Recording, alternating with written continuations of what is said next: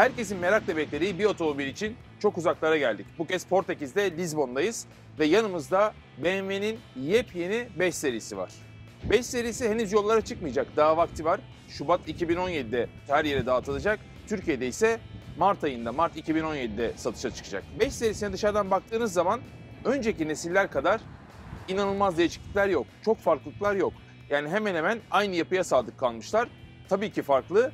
Özellikle altyapısı çok farklı. Çünkü bu otomobilin altyapısı platform olarak 7 serisini kullanıyor. Ve 7 serisi bildiğiniz üzere BMW'nin çok önem verdiği, çok geliştirdiği, çağ atladık dedikleri çok özel bir model.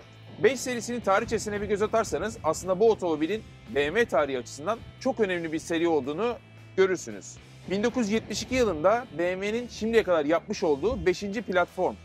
O yüzden zaten bu otomobil 5 serisi adını alıyor. Hep başına 5 harfini koyuyorlar. 1972'de başlamış. E12 kasa koduyla başlamış. Ve bu 7. jenerasyonu. 5 serisinin dışında eskisine göre nasıl değişiklikler var? Bunu öne baktığınız zaman aslında daha iyi anlıyorsunuz. Arkadan da anlaşılıyor, silüetten de anlaşılıyor. Fakat çok iyi bilmeyenler bu otomobilin yeni 5 serisinin olduğunu anlayamayabilir. Zaten otomotiv dünyası biraz bu yöne doğru gidiyor. Mercedes'ten de görüyorsunuz. Otomobiller artık birbirine benzemeye başladı. İyi örnekler var çünkü karşısında. Onu biraz daha küçültüyorlar, farklı bir seri olarak çıkartıyorlar ya da büyütüyorlar, farklı bir seri olarak çıkartıyorlar. Ama bu otomobilin kesinlikle eskisinden çok daha güzel olduğunu itiraf etmeliyiz. Gelelim otomobildeki değişikliklere, daha doğrusu önemli değişikliklere. Bu otomobilin farları 7 serisine benziyor. Aslında 7 serisi de 3 serisinin şuradaki far dizaynını taklit etmişti. Yani oradan gelen bir tasarım anlayışı var. Bunda da aynı şekilde devam ediyor. Bu otomobilde LED farlar standart geliyor.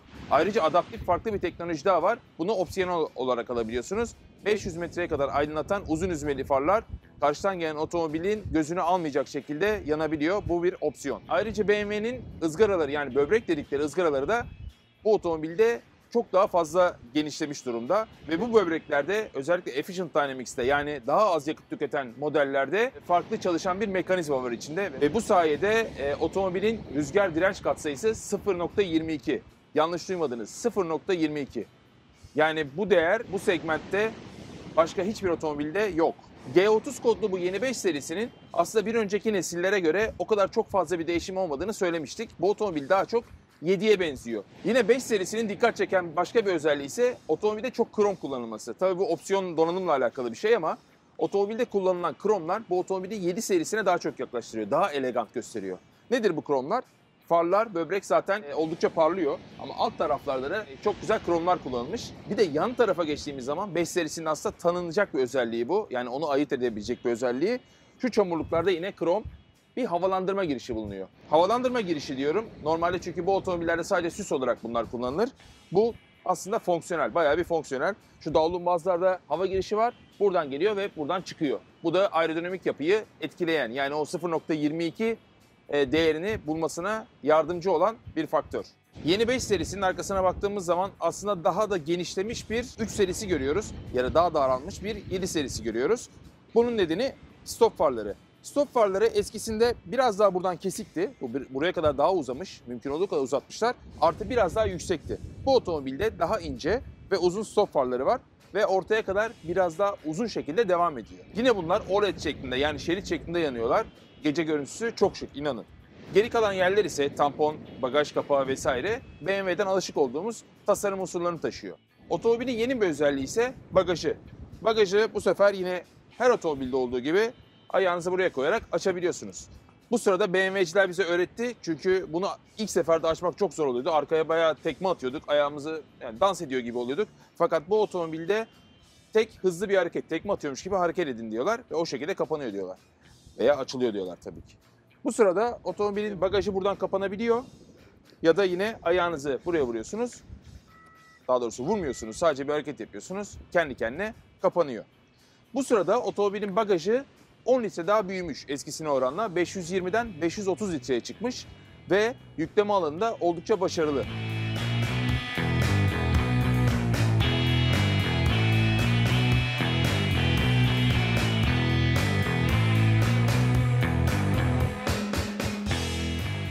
Beş serisinin içine ilk oturduğunuz zaman sanki yine 7 serisine oturmuş gibi hissediyorsunuz. Eğer 7 serisini tabii kullanmışsanız. Aslında kabinde ilk dikkati çeken buradaki ekran. 10.25 inç büyüklüğünde, daha uzamış, daha büyük ve artık çok daha farklı kullanımlara sahip. BMW biliyorsunuz daha önce hiç dokunmatik ekran yapmıyordu. Bu sefer nihayet dokunmatiğe de merhaba demişler. Yine buradaki iDrive'dan bunu kullanabiliyorsunuz. Ama dokunmatik olarak kullanmak bunu çok daha rahat. Çünkü özellikleri bu şekilde. BMW bunu biraz daha farklı yapmış bu sefer. Yani her şeyi burada göstermektense ekranın içinde küçük küçük kutucuklar yapmış. Her bölüme ayrı ayrı bu kutucuklardan geçebiliyorsunuz. Atıyorum navigasyona geçeyim diyorum. İlk bölümde bu var. Basıyorum ve kocaman bir navigasyon ekranı geliyor. Tekrar geri alıyorum. Hatta bunu daha da küçültebiliyorum. Hatta istersem benim önceliğim yol bilgisayarı olsun dersem bu yol bilgisayarını alıp ilk tarafa koyabiliyorum ilk başa. Ve bu ilk 3 ekran içinde sürekli bunu seyredebiliyorum. Bu çok güzel. Ayrıca bu otomobilde yine sesli komut sisteminde acayip geliştirmişler. Her dili tanıyor ve doğal konuşma sistemlerini tanıyor artık. Bunun için çok uğraşmışlar. Yani birini aramak için ya da bir yere gitmek için Ahmet'i ara demiyorsun da Ahmet'i arar mısın lütfen dediğin zaman bunu kabul ediyor ve Ahmet'i arayabiliyor. Ya da diyorsun ki şimdi Münih'e gitmek istiyorum ya da şimdi Ankara'ya gitmek istiyorum diyorsun ve Ankara'ya sizi gideyim mi diye uyarıyor. Ayrıca yine 7'deki gibi bunda gesture yani mimik kontrol sistemi de var. Buradan elinizin yardımıyla bu şekilde sesi açıp kapayabiliyorsunuz. Bakın açıyorum aslında şu anda. Kapayabiliyorsunuz. Ya da kabul etmiyorsunuz. Şu şekilde yapıyorsunuz. Bir sürü özellikleri, 8 tane farklı özelliği bu tanıyor. Bu da buradaki infrared ışınlar ve artık kamera yardımıyla sizin nasıl bir hareket yaptığınızı tanıyor. Otomobildeki değişikliklerden biri de aşağı tarafa baktığınız zaman buradaki dokunmatik havalandırma paneli. Havalandırma panelinde de artık ciddi bir ekran var. Bir telefon ekranı kadar neredeyse. Ve bu ekrandan yine dokunmatik olarak koltuk ısıtmalarına kadar her şeyi, soğutmalarına kadar her şeyi burada yapabiliyorsunuz. Bu arada yine BMW'de Bowers Wilkins kullanılmaya başlamış. Bowers Wilkins son zamanların modası biliyorsunuz ve acayip çalıyor gerçekten. Bu otomobilde de bayağı şov bir şekilde gelmişler. 1400 wattlık bir sistem var otomobilde. Mesela şurada çok güzel dom tweeter'lar var. Hemen altında yine tweeter'larımız var. Alüminyum kaplı üst tarafları. Ve bunlar gece böyle tatlı tatlı yanıyorlar.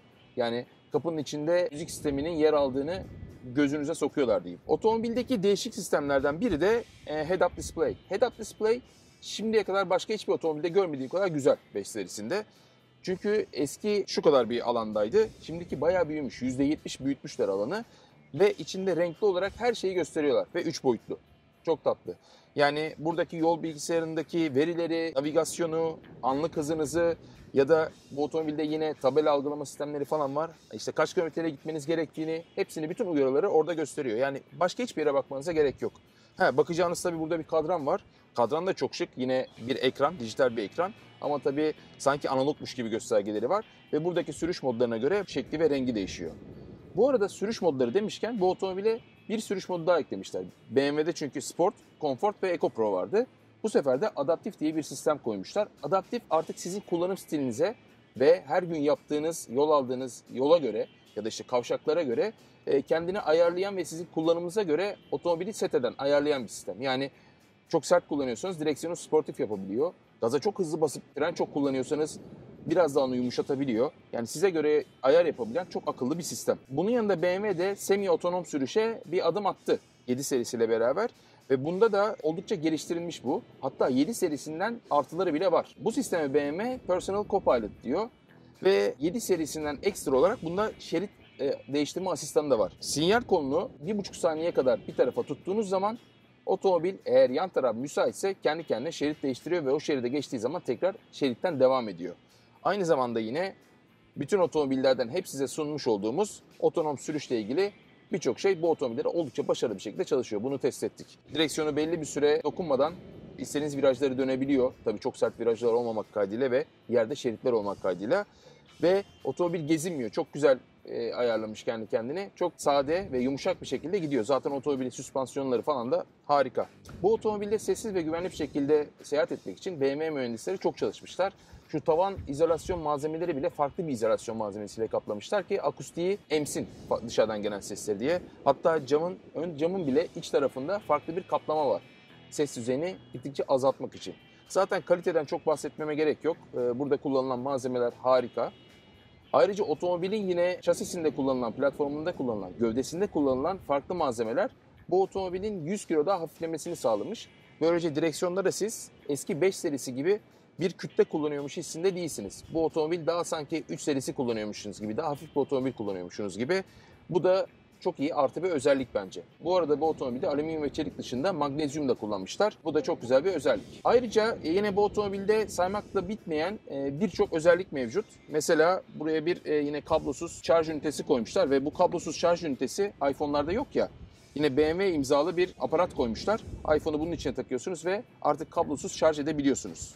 Ve bunu buraya yerleştiriyorsunuz ve devam ediyor.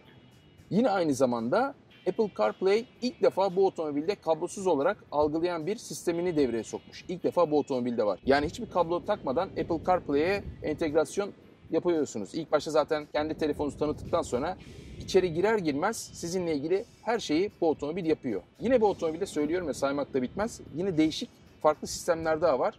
Bu komünikasyon anlamında çok acayip sistemler var. Microsoft Exchange ile birlikte çalışıyor. Sizin maillerinize kadar her şeyi bu otomobil tanıyor. Daha doğrusu telefonunuza bağlandığı için telefonunuzdaki bütün verileri bunu alıyor. Ve mesela sizin takviminize bakıyor. 1/3 toplantınız var ve siz bir yerde yemek yiyorsunuz. Yol durumuna bakıyor. Uydudan ve sizin işte Yandex'inizden ya da TomTom'unuzdan. Eğer yol durumunda çok yetişemeyecek gibiyseniz hadi artık diyor 45 dakika önce size kalkmamız lazım deyip uyarı veriyor. Yetişmemiz lazım diyor ve ona göre sizi ayarlıyor. Bu sisteme BMW Connected Drive diyor ve Connected Drive şimdiye kadar bu tip görmüş olduğum sistemler içindeki en acayibi, en başarılısı.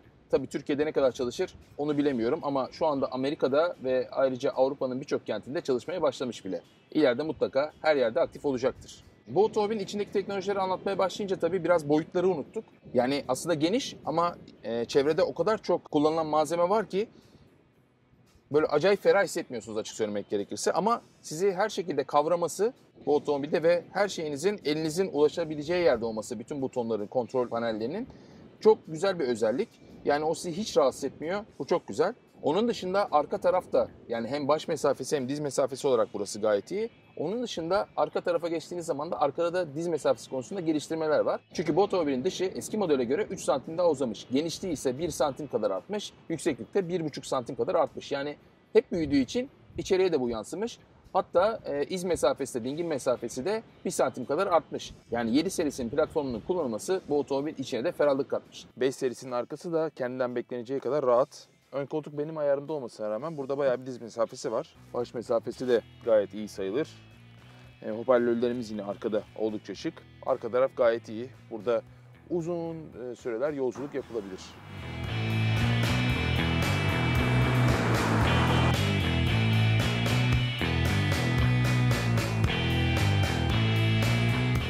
Beş serisini kullanmaya başlıyoruz. Daha doğrusu dün bayağı bir kullanmıştık. 160 km kadar falan kullandık. Şimdi oradan edindiğim İşte bazı ön verilerimi sizinle paylaşmak istiyorum. İlk oturduğunuz zaman otomobile kalın direksiyon sizin dikkatinizi çekiyor. Zaten BMW'lerin biliyorsunuz simidi oldukça kalın yaparlar ve direksiyon çapını da mümkün olduğu kadar küçük yaparlar. Bu otomobilde onlardan biri. Tipik bir BMW kullanışı.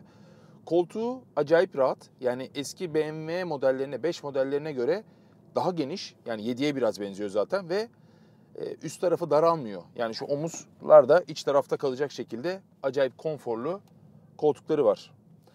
Bu arada koltuklarda opsiyonel olarak yine 10 hazneli, hava hazneli masaj koltukları var. 8 tane farklı masaj yapabiliyor bu. Bu da çok güzel bir özellik bence. Tabii opsiyon bunların hepsi. Zaten şuralardan hepsinden bahsetmiştik. Sürüş modlarımız var. Sport, Comfort, Eco Pro.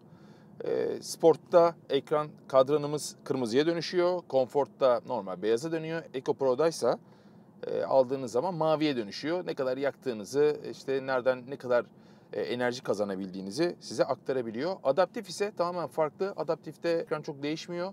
Fakat sizin kullanış özelliklerinize göre, gittiğiniz yola göre size özel ayarlarını otomatik olarak kendi yapıyor. Yine otomobilin şeylerinden bahsetmiştik. Connected, BMW Connected denilen sistemden bahsetmiştik.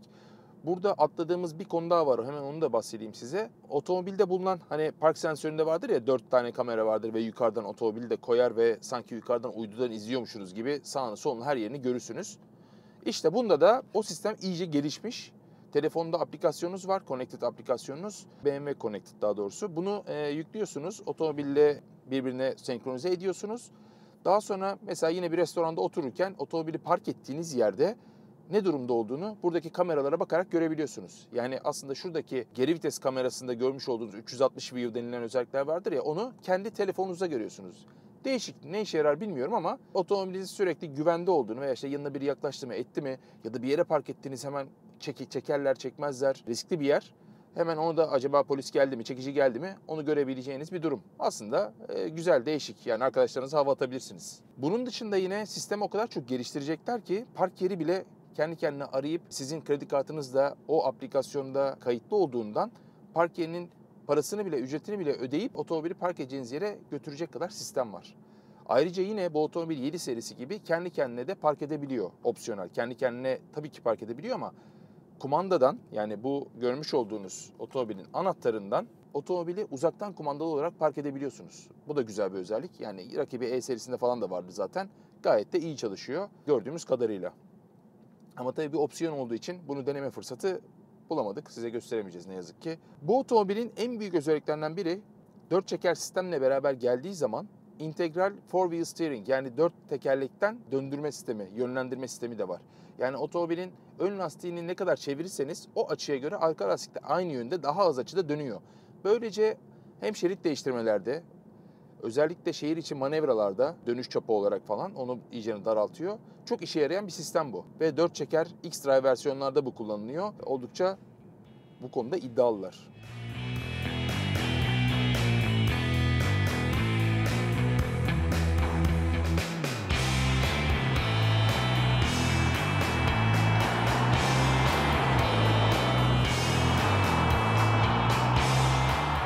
Şimdi bu otomobil çıktığı zaman Şubat'ta 4 farklı motorla çıkacak. Bu motorların ilki, daha doğrusu versiyon olarak giriş modeli 530i. Şimdi 530i deyince arkasındaki 30'u görüp aldanmayın. 3 litre değil bu otomobil. 2 litre olarak başlayacak. 2 litre 4 silindir. Yani eski 520 olarak bunu algılayabilirsiniz. Gücü artmış, 252 beygire çıkmış. 350 Nm'de tork değeri var. Torku aynı kalmış. Fakat bu otomobilin en büyük özelliği az yakması. Ne kadar yakıyor biliyor musunuz? 5.9 litre. Çok iyi bir değer bence.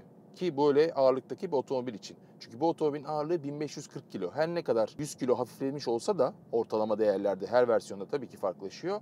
Yine de otomobil ağır, 1540 kilo. Ha evet, X-Drive seçeneğini alırsanız otomobil biraz daha ağırlaşıyor. 55 kilo daha üstüne biniyor. Bu arada bütün modellerde 55 kilo binmiyor X-Drive'larda. 90 kiloya kadar çıkıyor bu fark. Özellikle dizellerde daha farklı, bayağı farklı. Benzinlilerde bunun bir üstünde ise 6 silindirlere geliyoruz. 540i var. 540i 6 silindirli, sıralı 6 silindirli bir motora sahip. 3 litre hacminde, 340 beygir gücü var. Tork değeri ise 450 Nm. Bayağı iyi. Bunun tabii ki hızlanma değeri de daha yüksek. 5.1 yine 250 km ile sınırlandırmışlar. Saatte 250 km ile. Bu ise biraz daha fazla yakıyor. 6.9 litre yakıyor. Bu motorların hepsini tabii ki daha az yakması için revize etmişler. Yani ondan şüpheniz olmasın. Onları tek tek anlattılar. Bu sayede de hem motor revizyonu artı şaside yapılan revizyonlar hafiflikten de dolayı otomobilin performans değerleri ve yakıt değerleri her modelde, her versiyonda pozitif ilerlemiş. Yani bazısı da küçülmüş, bazısı da tabii ki büyümüş. Şimdi dizellere gelelim. En çok satacak model muhtemelen 520 dizel. Bizde satılan 5 serilerine en yakışan model kuşkusuz 520 dizel zaten. Aynı kalmış beygir gücü 190 beygir gücünde, 400 Nm torku var. Fakat hızlanma değeri iyi. 7.7 saniye, çok iyi yani. 238 kilometrede son sürati var. Yakışı azalmış yine, 4.5 litreye düşmüş. Bu gayet iyi. Ağırlığı da 1540 kilo. Bu arada bütün versiyonların hepsinin X-Drive'ı var. 4 çeker olarak alabiliyorsunuz. Bu güzel bir özellik. Ürün gamındaki en torklu makine şu an için 530 dizel. 6 silindirli 3 litrelik bir makineye sahip. 265 beygir gücü var ve 620 Nm torku var. Çok iyi ve 5.7 saniyede çıkıyor 100 kilometreye. Büyük sınıftaki dizel bir otomobil için çok iyi bir değer. Yine bu da 250 kilometre ile sınırlandırılmış. 4.9 litre yakıyor. Bu da bayağı artı bir özellik ama ağırlık olarak ötekilerden 100 kilo daha ağır, 1640 kilo. Hatta 1695 kilo oluyor 4 çekerini alırsanız. Bu arada otomobilin 6. aydan sonra yani 2017'nin ikinci yarısında 2 tane daha versiyonu gelecek. Bunlardan biri M550i. M5'e en yakın model. Bu modelin ne özelliği var? 8 silindirli. 462 beygir güç üretiyor ve 0-100 değeri 4 saniye. 4 saniye ne demek biliyor musunuz? Bundan bir önceki yani F kasa M5'lerdeki değerden 2 salisi daha iyi, daha hızlı bir otomobil. Acayip yani bunun o zaman M5'ini hiç düşünemiyorum bile. Acaba ne yapacaklar? Yine bu otomobilin plug-in hibriti var. 530e olarak geçiyor ve sonunda Efficient Dynamics oluyor tabii ki bunun. 4 silindirli 2 litrelik makine kullanılıyor bunda, benzinli. 184 beygir güç üretiyor bu normal şartlarda ama elektrik motorunun desteğiyle de toplam güç 252 beygir oluyor. 420 Nm'de tork var.